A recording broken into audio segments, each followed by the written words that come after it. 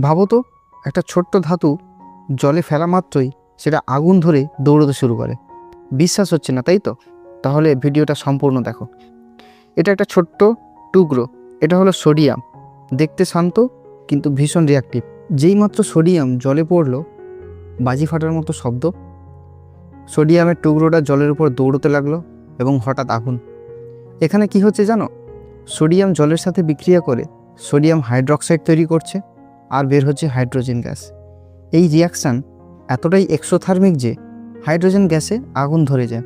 তাপের কারণে সোডিয়াম গলে যায় এবং ছোট বলের মতো জলের উপরে দ্রুত দৌড়তে থাকে, আর এজন্যই এটা দেখতে এত মজার লাগে। কিন্তু সাবধান, সোডিয়াম এতটাই রিয়াক্টিভ যে হাতের ঘামের সাথেও বিপজ্জনক রিয়াকশান করতে পারে এবং হাত পুড়িয়েও ফেলতে পারে। সোডিয়াম মেটালটি ভীষণভাবে রিয়াক্টিভ হওয়ার কারণে কেরোসিনে স্টোর করে রাখা হয়। আর একটা ছোট্ট ইনফরমেশান, সোডিয়াম মেটাল এতটাই নমনীয় হয় যে কেকের মতো ছুরি দিয়ে কাটা যায়।